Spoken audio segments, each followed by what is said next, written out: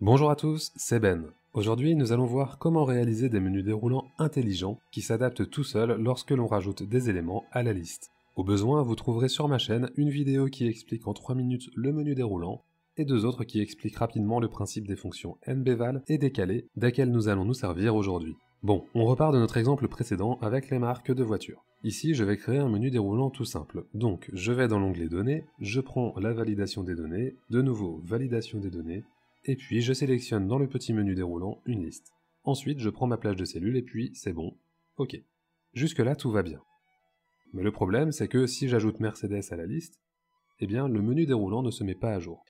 Il faut que je retourne dans la validation des données et que j'adapte ma plage de cellules, ce qui n'est pas très pratique, surtout lorsque l'on a plusieurs menus déroulants qui évoluent chacun régulièrement, bref. Du coup, on va vouloir faire quelque chose qui soit variable. Si je retourne dans la validation des données, voilà, on voit que la formule qui sélectionne ma plage de cellules n'est pas très flexible. C'est de là à là, et puis c'est tout. Or, nous avons vu dans la dernière vidéo qu'il est possible d'utiliser la fonction décalé pour sélectionner une plage de cellules en indiquant nous-mêmes nos critères. C'est ce qu'on va faire.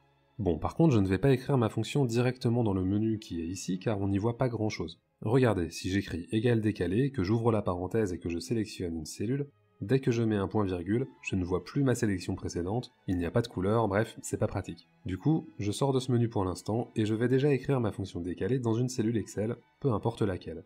Je vais donc écrire égal décalé, ouvrir la parenthèse, et comme cellule de départ, je vais faire simple, et je vais sélectionner C9 où se trouve ma première valeur. Ensuite, je vais mettre 0 pour le nombre de lignes à décaler, car je suis déjà bien placé, et 0 également pour le nombre de colonnes à décaler.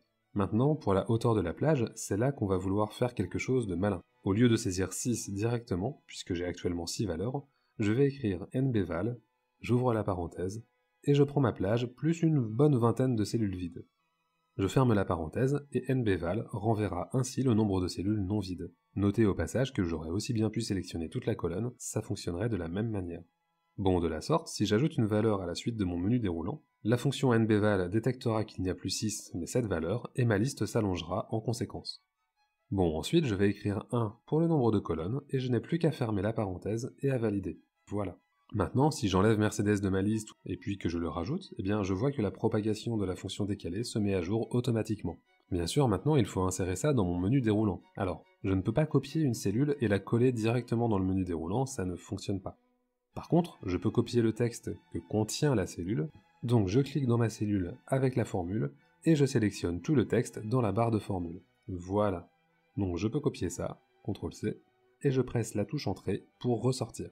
Ensuite, il me reste à retourner sur mon menu déroulant, puis aller dans l'onglet Données, bouton Validation des données, et puis je remplace ma plage de cellules par la formule que j'ai copiée.